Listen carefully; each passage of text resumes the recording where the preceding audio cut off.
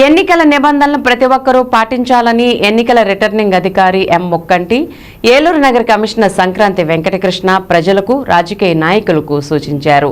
Corporation కార్యాలయ సమావేశ మందిరంలో ఏర్పాటు చేసిన మీడియా సమావేశంలో కమిషనర్ వెంకటకృష్ణ, ఎం మొక్కంటి మాట్లాడుతూ ఎన్నికల ప్రచారానికి సంబంధించిన వాల్ పెయింటింగ్స్ పూర్తిగా నిషేధమని చెప్పారు.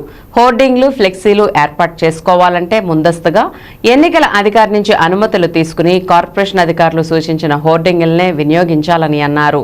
వేరే ఇతర ప్రాంతాల్లో హోర్డింగ్లు ఏర్పాటు చేసుకునేందుకు ఎటువంటి అనుమతులు ఇచ్చేది లేదని తెలిపారు. ప్రచారాలకు సంబంధించి వివిధ యాప్ ద్వారా ఏ రోజుకా రోజు అనుమతి తీసుకోవాలని, లేకుంటే చర్యలు తీసుకుంటామని చెప్పారు. ప్రశాంతమైన వాతావరణంలో ఎన్నికలు జరిగేలా అన్ని చర్యలు తీసుకుంటున్నామని, విలువలతో కూడిన ఓటింగ్ జరగాలన్నదే తమ ధ్యేయమని అన్నారు. మన ఏలూరు కాన్స్టిట్యున్సీలో ఎన్నికల స్వేచ్ఛ వాతావరణం జరగడం కోసం జిల్లా ఎన్నికల అధికారి అయినటువంటి మన కలెక్టర్ గారి ఆధ్వర్యంలో అందరం కూడా టీం వర్క్గా పనిచేస్తున్నాము. ఎక్కడ ఎలాంటి అవాంఛనీయ సంఘటనలు కానీ లేదా ఇతర ఇబ్బందికరమైన పరిస్థితులు ఏమీ ఎదురుకాకుండా ఉండడం కోసం చాకచక్యంగాను అలాగే ప్రణాళికాబద్ధంగా పనిచేయడం జరుగుతుంది.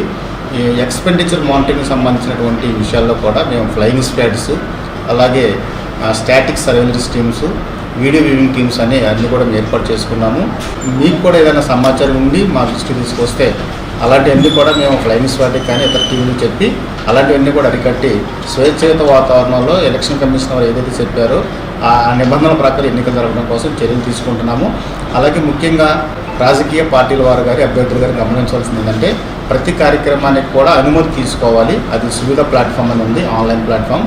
అది ఆల్రెడీ ఇప్పటికే 3-4 మీటింగ్లు పెట్టి రాజకీయ ప్రతినిధులందరికీ కూడా మనం అవగాహన కల్పించడం జరిగింది. ఈ రోజు కూడా 5 గంటలకు మరలా ఒక మీటింగ్ పెట్టాము. నేను డిఎస్పీ గారు ఆధ్వర్యంలో వాళ్ళ మరలా అవగాహన కల్పిస్తాము. పర్మిషన్ తీసుకోవాలి, తీసుకోకుండా స్ట్రీట్ మీటింగ్లు కానీ అలాగే డోర్ టు డోర్ మీటింగ్లు కానీ స్ట్రీట్ కార్నర్కి సంబంధించినటువంటి ఏది కూడా పెట్టడానికి వీల్లేదు. అనుమతి తీసుకొని పెట్టాలి. లేని పక్షంలో కోడ్ ఉల్లంఘన కింద వస్తుంది. దాని ప్రకారం చర్యలు తీసుకోవడం కూడా జరుగుతుంది. కాబట్టి అభ్యర్థులందరూ కూడా గమనించి ప్రతి 19 రకాలటువంటి ఐటమ్స్ వాళ్ళందరూ కూడా మేము లిస్ట్ కూడా ఇవ్వడం జరిగింది. అన్నిటికి కూడా అనుమతులు తీసుకొని వాహనాలకు అయితేనేమి, ఫ్లెక్సీలకి అయితేనేమి, బ్యానర్స్కి అయితేనేమి, హోర్డింగ్స్ అయితే అన్నిటికీ కూడా అనుమతులు తీసుకోవాలి. తీసుకున్న తర్వాత స్వేచ్ఛాయుత వాతావరణంలో వాళ్ళు ఎన్నికల ప్రచారం చేసుకోవచ్చు అని తెలియజేస్తూ ఇంకేదైనా డౌట్స్ ఉంటే రాజకీయ ప్రతినిధులు కానీ ఎవరైనా ఆఫీస్కి వచ్చి తెలుసుకోవాల్సిందిగా తెలియజేస్తున్నాం. అందరికీ కూడా వాళ్ళ పేరు కానీ వాళ్ళు చెప్పింది కానీ తెలియజేయము. కాబట్టి దీనివల్ల కారణం ఏంటంటే ఎథికల్ ఓటింగ్ అంటున్నాం. అంటే విలువలతో కూడిన ఓటింగ్ జరగాలి అనేది మన ఉద్దేశం. ప్రభుత్వం ఎలక్షన్ కమిషన్ ఆఫ్ ఇండియా ఉద్దేశం కాబట్టి దాని ప్రకారంగా సివిజిల్ని ఉచితంగా వాడుకోవాలని కోరుతున్నాం.